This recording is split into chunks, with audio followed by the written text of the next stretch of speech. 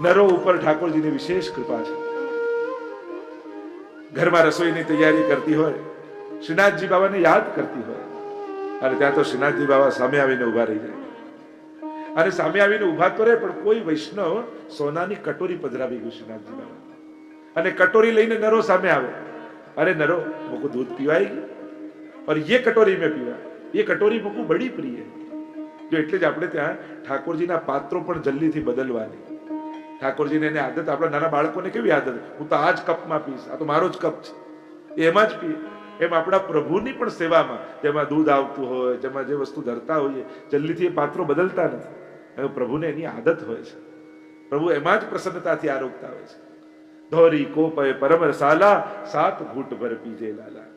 એક કટોરી પણ દૂધ ધરીએ ને તો ઠાકોરજી 7 ઘૂંટ ભરીને દૂધ પીએ. એટલે કે 7 પ્રેમની અવસ્થાઓનું દાન ઠાકોરજી આપે. પ્રેમ, આસક્તિ, વ્યસન, આવેશ, પ્રવેશ, ત્રપા અને મૂર્છા, આ 7 અવસ્થાનું દાન ઠાકોરજી કરે. અરે વિચાર કરો, પેલી પૂતના વિષ લગાવીને દૂધ પાવા આવી, તોય માની ગતિ એને આપી. તો તમે બધા તો ચાંદીની કટોરીમાં બદામ, પિસ્તા, કેસર નાખીને ઠાકોરજીને ધરો છો, ઠાકોરજી તમને શું નહીં આપે? વિચાર કરો. જે આ રીતે પાય તો એને આવી ગતિ આપે, તો જે ભક્તો અને વૈષ્ણવ ભાવથી પ્રભુને સામગ્રી ધરે, તમારી ધરેલી સામગ્રી પ્રભુ સ્વીકારીને તમને અનંત ગણું પુણ્ય અને ફળ આપે છે. કોઈ કે ઘટ્યું તો નહીં.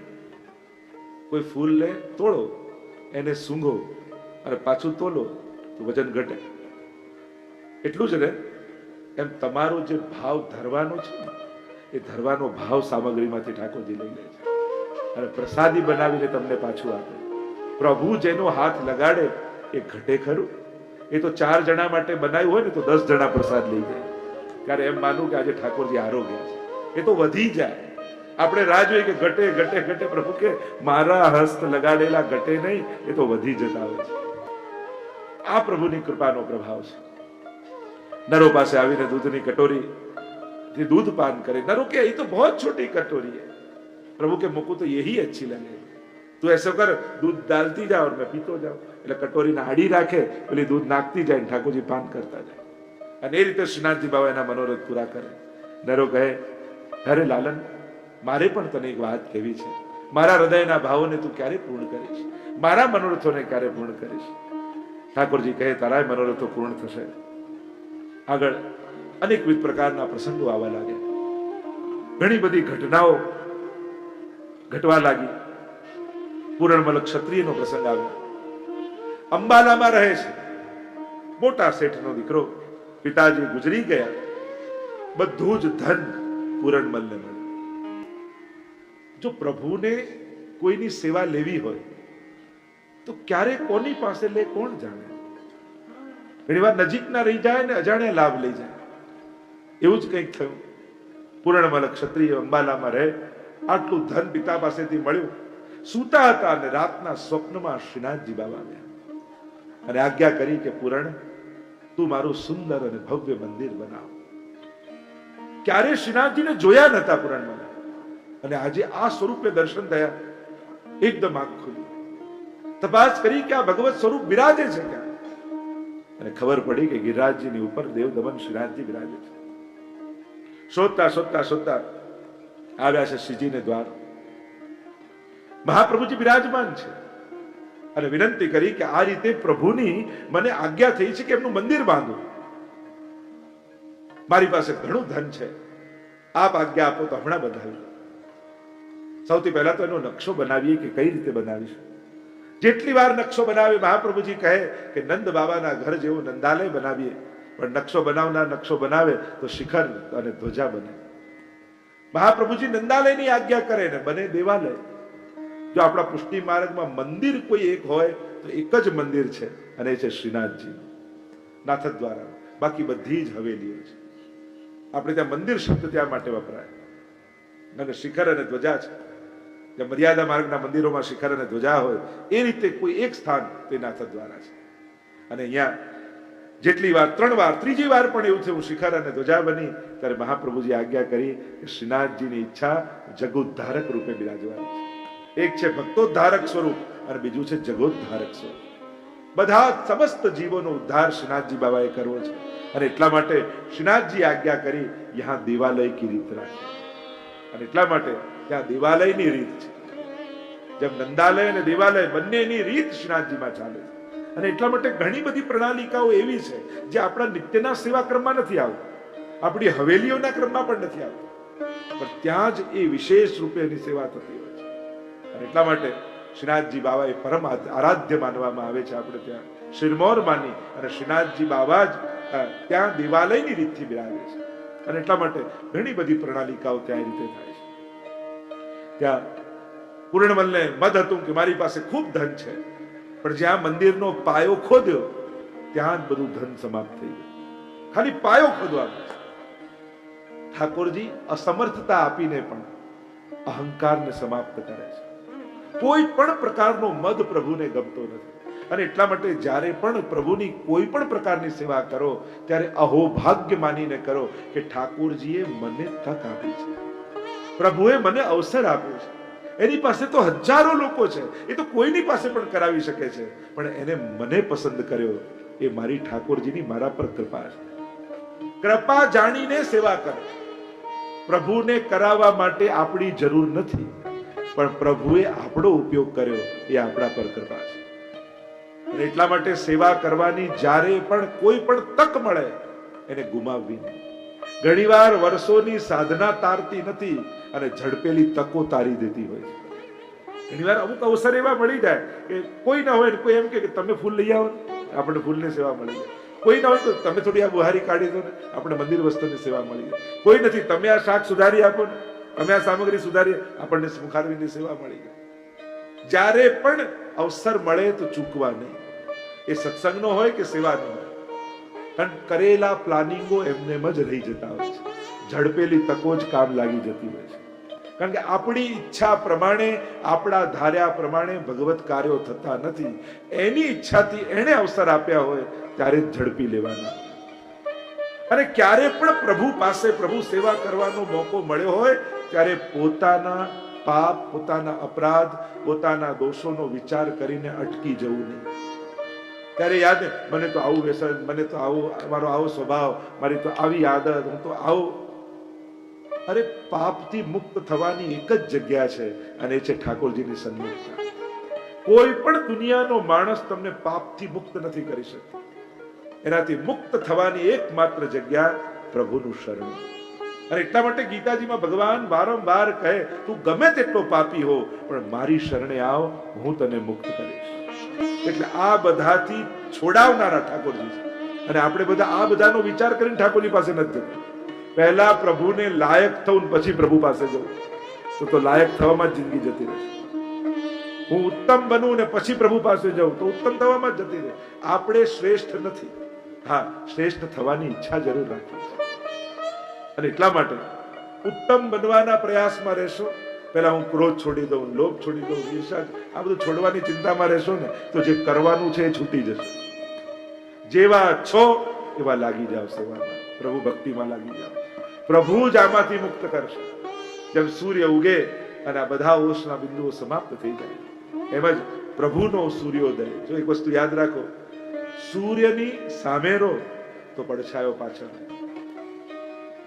અને સૂર્યને પીઠ દો તો પડછાયો તમારી આગળ આવી.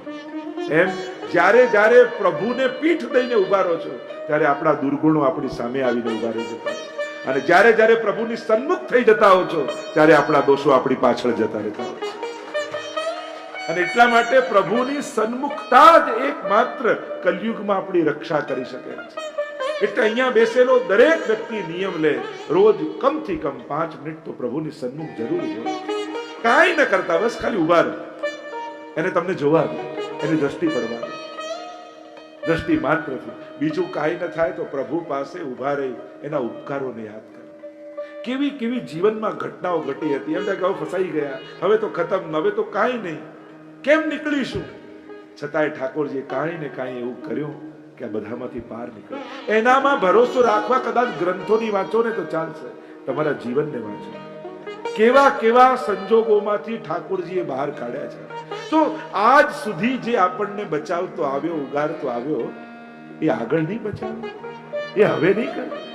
કેવો કેવો સમય આવે, કેવા કેવા સંજોગો આવે, ઠાકોરજી ક્ષણમાં આપણને પાર કરે. ખબર ન પડવા દીધી કે આપણી મદદ કરનારા શ્રીનાથજી. આપણને 4-5 ઘટનાઓ તો યાદ હોય છે, અહીંયા બચાવ્યા, અહીંયા બચાવ્યા, અહીંયા બચાવ્યા. જ્યારે જ્યારે આપણને બચાવ્યા યાદ છે અને 4-5 ઘટનાઓને યાદ કરીએ, પણ હજારો દુઃખોને આપણા સુધી આવાય નથી દીધા, એ તો આપણને ખબર જ નથી. અહીંયા પૂર્ણમલનું બધું જ ઘર સમાપ્ત થયું. અરે શ્રીનાથજીનો હુકમ થયો, અસમર્થતા થઈ. અને હવે શ્રીનાથજી બાબાએ આજ્ઞા કરી કે એ તો તારા પિતાનું ધન હતું, મારું મંદિર તારા પરિશ્રમના ધનથી બાંધ.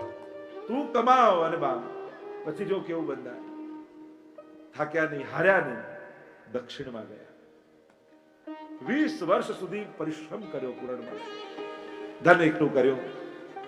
અહીંયા મંદિર બાંધવા પુનઃ પાછા આવ્યા. રામદાસ સાચોરાનો પ્રસંગ આવ્યો. રામદાસ સાચોરા મહાપ્રભુજીના શરણે આવ્યા. બ્રજમાં રહીને સેવા કરવા લાગ્યા. સેવા કરવાની ઈચ્છા જગાવી. કહ્યું કે હજી સમય છે. શ્રીનાથજી અનેકવિધ પ્રકારની લીલાઓ કરી રહ્યા છે. મહાપ્રભુજી પૃથ્વી પરિક્રમા કરતા કરતા કાશીથી બ્રજમાં પધાર્યા.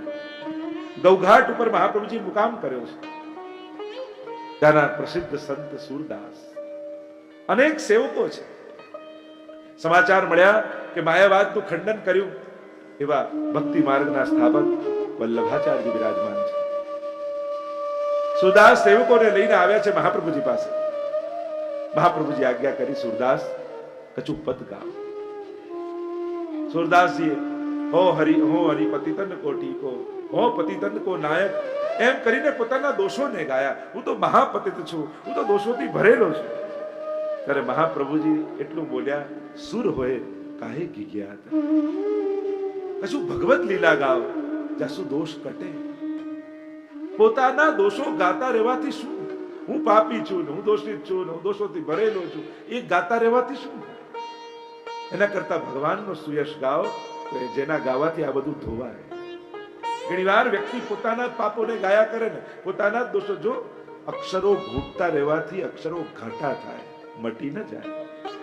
એમ ઘણી વાર દોષોને ગાતા રહેવાથી દોષો ઘાટા થઈ જાય, અને પછી તો એ દોષો કરવાની મનમાં ક્ષોભ પણ ન થાય. બધાને ખબર, હું તો બહુ ગુસ્સા વાળો માણસ, સ્વીકારી લે. બધાને કે મારો સ્વભાવ તો બહુ ખરાબ, બહુ ખરાબ. અને સ્વીકારી તો પછી સુધારવાનો કોશિશ ન કરે. હું તો ખરાબ જ છું, હું તો ક્રોધિત છું, પછી એ પ્રયાસ ન કરે. અને એટલા માટે દોષો ગાતા રહેવાથી શું? ભગવત લીલા ગાઓ. મેં ભગવત લીલા તો કશું જાણત નહીં. હું ભગવત લીલાને સમજતો નથી, જાણતો નથી. અને ત્યારે મહાપ્રભુજીએ દશમસ્કરની અનુક્રમણિકા સંભળાવી. અને અનુક્રમણિકા સંભળાવી, સાંભળતાની સાથે બધી જ ભગવત લીલા સ્તોરી. ચકૈરી ચલ ચરણ સરોવર જહાં નહીં પ્રેમ દિયો, ब्रज भयो मेहर के पूत जब ये बात सुनी, आनंदे सब लोग गावत गणित गुनी. દશમસ્કંદમાં પ્રભુના પ્રાગટ્યની એ સમગ્ર લીલાઓ સુરદાસજીના નેત્રો સમક્ષ પ્રગટ થવા લાગી. દોષોના ગાન બંધ થયા, ભગવદ યશના ગાન શરૂ થયા. સુરદાસજીના પ્રસંગના અનેક પ્રકારના પ્રસંગો શ્રીનાથજીની સાથે જોડાયેલા છે. સુરદાસ મહાપ્રભુજીના સેવક થયા. મહાપ્રભુજી ગોકુલ લઈને આવ્યા, અને ગોકુલ લઈને આવ્યા કહ્યું કે ગોકુલ કે દર્શન કરો. ગોકુલની બધી જ લીલાઓ સુરદાસજીની સન્મુખ પ્રગટ થવા લાગી. નેત્રોના આકારે જેને નથી એને ભગવદ લીલાના દર્શન થવા લાગ્યા. આજ તો ગુરુની કૃપા છે. નયનન પ્રગટ લીલા દિખાવે. પુષ્ટિ માર્ગમાં આંખો બંધ કરીને ભક્તિ નથી, અહીંયા તો આંખો ખોલીને ભક્તિ છે. અહીંયા આપણે એમ નથી માનતા કે મર્યા પછી ભગવાનના ધામમાં જઈને ભગવાનને જોઈશું. અહીંયા તો એવો ભાવ છે, મારે તો આ જ આંખે ઠાકોરજીને નિરખવા છે, મારે તો આ જ કર્ણથી એની વેણુને સાંભળવી છે, મારે તો આ જ હાથે એને ગોદમાં લેવા છે. વૈષ્ણવનો આગ્રહ તો એ હોય છે, જીતા જીવંત પ્રભુને નિરખવાનો ભાવ. લોકો ધ્યાન કરે, આ કરે તો બરાબર છે, ધ્યાન માર્ગની આખી પ્રણાલિકા છે. એ તો આંખો બંધ કરીને ભીતર ઉતરો, ઊંડા ઉતરો, અંદર જાઓ.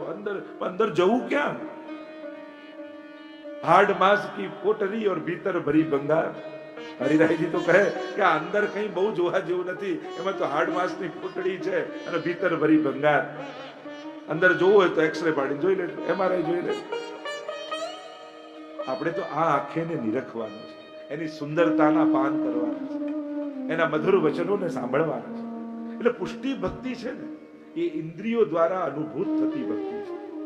આ જ ઇન્દ્રિયો અલૌકિક બની અને ભગવદ રસનો અનુભવ કરે, એ જ આ અલૌકિક સામર્થ્ય છે આ દેહનું. એ જ તનુ નવત્વ છે કે એવો દેહ મેળવવો કે જે ભગવદ રસનો અનુભવ કરી શકે. એ પરમ ફલ પુષ્ટિ માર્ગનું છે. અને એટલા માટે અહીંયા ભીતર કરતા પણ નયન પ્રગટ લીલા, નેત્રોની આગળ થતી પ્રગટ લીલાના દર્શનની મહત્તા. આપણે ત્યાં શ્રીનાથજી ચરિત્રમાં પણ પ્રસંગ આવે છે. સેવા કરતા કલ્યાણ ભટ્ટને વિનંતી કરી, શ્રીનાથજીને રોજ વિનંતી કરી કે આપના લીલા પરિકર સહિત લીલા કરતા મારે દર્શન કરવા છે. ઠાકોરજી કાંઈ બોલે નહીં, સેવા કરીને ઉદાસ રહેવા લાગ્યા. ગુસાઈજી એકવાર જોઈને પૂછ્યું કે દુખી કેમ છે? ઠાકોરજી મારો મનોરથ પૂરો નથી કરતા. શું મનોરથ છે તારો? મનમાં મનોરથ એ છે કે ઠાકોરજીને રોજ વિનંતી કરું છું કે આપના લીલા પરિકર સહિત લીલા કરતા મારે દર્શન કરવા છે. તો શ્રીનાથજી શું કહે છે? શ્રીનાથજી ના કહે, તારો અધિકાર નથી. ત્યારે ગુસાઈજી કહ્યું, શ્રીનાથજી તો બાલક છે, આવો મારી સાથે. હાથ પકડીને વૃંદાવનમાં લઈ ગયા. ગીત ઝાડી હતી અને કહ્યું આ ઝાડી હટાવ. અને જ્યાં હટાવી જોયે તો સુંદર સૈયા ઉપર ઠાકોરજી બિરાજમાન છે. સ્વામીજી ચરણ દબાવી રહ્યા છે. અનેક ગોપીજનો અને વ્રજભક્તો કોઈ પંખા કરે છે, કોઈ ચમર કરે છે, કોઈ બીડું આરોગ આવે છે. અને ગુસાઈજીની કૃપાથી લીલા પરિકર સહિત શ્રીજીના દર્શન. આ કૃપા આપણે ત્યાં છે. આપણે ત્યાં આંખો બંધ કરીને કરનારી ભક્તિ નથી, આપણે ત્યાં તો આંખો ખોલીને કરવાની ભક્તિ. લોચન ભરી ભરી પીજે જી, એમ કહ્યું છે. આંખો ખોલીને પીઓ. સુરદાસજી પર એવી કૃપા થઈ, શરણે લીધા અને ઠાકોરજીની કીર્તનની સેવામાં સુરદાસ આઠે સખાઓ અષ્ટયામના સમયમાં એક એક સમયની સેવાનો અધિકાર એમને આપ્યો છે. સુદાસના જીવનના તો અનેક પ્રકારના પ્રસંગો અનેક પ્રકારથી વર્ણિત 84 વિષ્ણુ આદિની વાર્તામાં વર્ણિત કરવામાં આવે. એકવાર સુરદાસ મહાપ્રસાદ લેવા બેઠા છે. એક વ્રજવાસીનું બાળક રાખ્યું છે, એનું નામ છે ગોપાલ. અને સુરદાસ મહાપ્રસાદ લેવા બેસે એના પહેલા જલનો લોટો આદિ બધું ભરી દે અને સુરદાસ પછી મહાપ્રસાદ લે. આજે કોઈ કામમાં એવો લાગી ગયો, સુરદાસ પ્રસાદ લેવા તો બેઠા પણ પેલા ગોપાલે જલની ઝારી ભરવાનું ભૂલી ગયો. સુરદાસ જ્યાં મોઢામાં કોળીઓ મૂકે છે અને કોળીઓ ગળામાં એવો અટકે છે જાણે પ્રાણ નીકળી જાય એવી દશા થઈ ગઈ. રહેવાયું નહીં, પુકાર કર્યો, ગોપાલ ગોપાલ. પેલા ગોપાલે તો ન સાંભળ્યું, પણ ગિરિરાજજી પર બિરાજતા ગોપાલે સાંભળી લીધું. સોનાની ઝારી લઈને દોડ્યા શ્રીનાથજી. દોડતા દોડતા દોડતા સુરદાસજીના હાથમાં આપી દીધું અને એવું પ્રાણ નીકળે એવી અવસ્થા, સીધું ઝારીમાંથી જલ પી ગયા. જ્યાં મન શાંત થયું, પકડેલી ઝારી હાથમાં કઈ જુદી લાગી. અરે આ મારી ઝારી નથી, કોણ છે?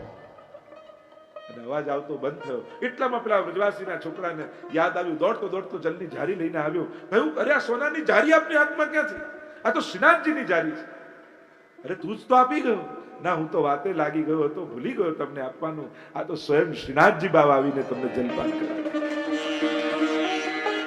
આવી કૃપા સુરદાસ પર થઈ. એવા તો અનેક પ્રકારના આખા સુરદાસજીનું ચરિત્ર જુઓ તો શ્રીનાથજીની કેવી કેવી કૃપા સુધા. અને એવો પ્રસંગ બી કહેવાય કે સુરદાસજી જતા હતા અને રસ્તામાં ખાડો આવ્યો અને શ્રીનાથજી બાબા એમની છડી પકડી લીધી, રસ્તો વાળી લીધો. સુરદાસજીને એમ થયું કે શ્રીનાથજીનો હાથ પકડી લો. એટલે છડીમાં ધીમે ધીમે ધીમે હાથ કરતા જ્યાં પકડવા જાય અને શ્રીનાથજી હાથ છોડાવીને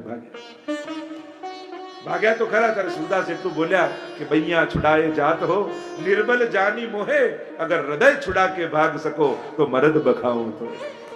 હાથ છોડાવીને તો ભાગી શકો, વૃદ્ધ આપ યુવાન છો, પણ આપનામાં તાકાત હોય તો મારા દિલમાંથી ભાગીને બતાવો. એ તાકાત તો શ્રીનાથજીમાં નથી. એ ભક્તોના હૃદયથી ભાગી શકે. પિય તો હે નયનન હી મેં રાખું, એક રોમ કી છબી પર જગતવાર સબ નાખું. પ્રભુ તો ભક્તોના હૃદય ને નેત્રોમાંથી જઈ શકતા નથી. એવા અનેક પ્રકારના પ્રસંગો સુરદાસજીના જીવનના શ્રીનાથજીના ચરિત્ર સાથે જોડાયેલા. સંકલ્પ કર્યો હતો કે 1.25 લાખ પદો રચીશ, હજી 25,000 પદો રચવાના બાકી છે.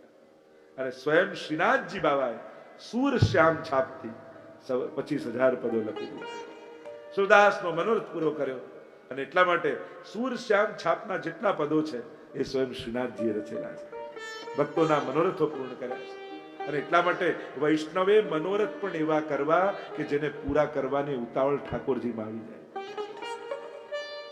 ક્યારે આનો મનોરથ પૂરો થાય? કારણ વૈષ્ણવના મનોરથમાં પ્રભુનું સુખ છુપાયેલું હોય છે.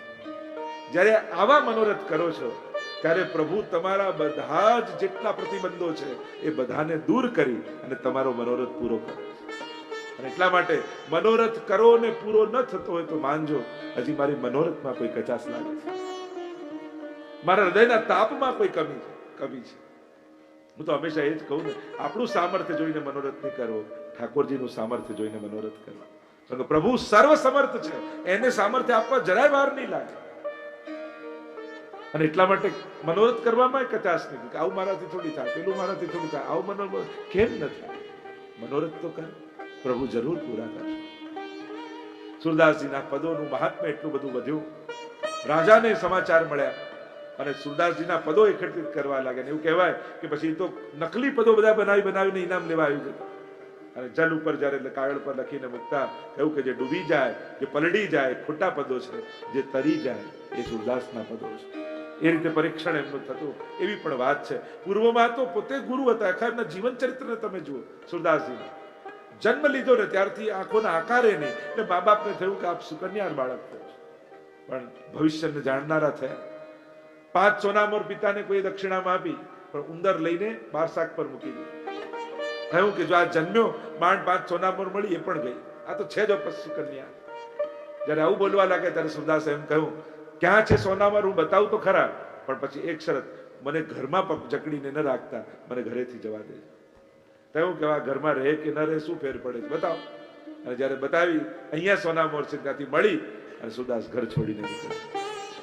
ક્યાંય આગળ ગયા, કોઈની ઘોડો ખોવાઈ ગયો હતો, ગાય ખોવાઈ ગઈ હતી, અને પૂછ્યું એમને, સુરદાસે કહ્યું આ જગ્યાએ છે, મળી ગઈ.